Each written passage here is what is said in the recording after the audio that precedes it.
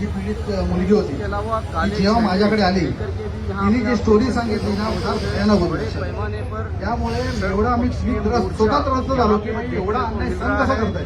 आणि आमचे जे दृष्टी मॅडम असतील, जान्हवी पवार असतील, ह्यांना सगळ्या टीमला बोलून घेतलं आणि म्हटलं पहिलं तुम्ही पोलीस स्टेशनला जा आणि या मुलीला न्याय मिळायचं काम करायचं. मी सर्वप्रथम राजेंद्र कांबळे साहेबांचं मनापासून धन्यवाद मानतो. वारंवार मीराबाईंच्या पेंगारपणामध्ये घडतो. मी वारंवार त्याच्यावर अत्याचार त्या मुलीवर होत गेला आणि तुम्ही मजा बघत बसते. लक्षात घ्या. त्यामुळे राजेश सावंत जसं प्रदीप सावंत बोलले की या लोकांचं छाटून टाकायला पाहिजे, तसंच मी सांगतो हा जेव्हा सुटून येईल तेव्हा त्याचा जाहीर सत्कार आपण करायचा. सर्व महिलांनी सतर्क करा आणि या आला तर त्याला सत्कार कसा करायचा. मीरा भाईंदरमध्ये असो, पुऱ्या भारतमध्ये असं आणि महाराष्ट्रामध्ये असं संदेश आला पाहिजे की बलात्कार आणि कसा करायचा ना आणि कसा नाही करायचा ना हे ज्वलंत चित्र जायला पाहिजे.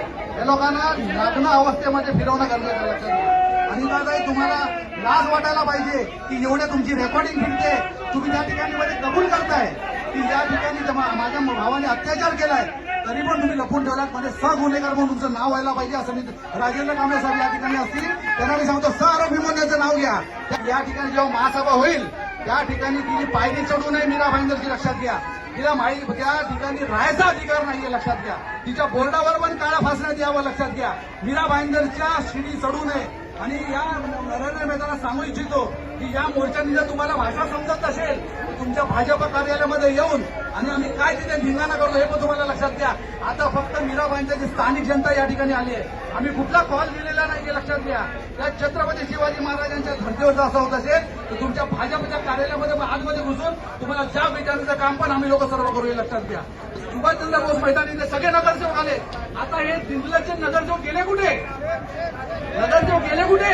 तुम्हाला का आया बहिणी आहेत की नाही? का नाही शरम आहे की नाही? का सोडली तुम्ही लोकांनी?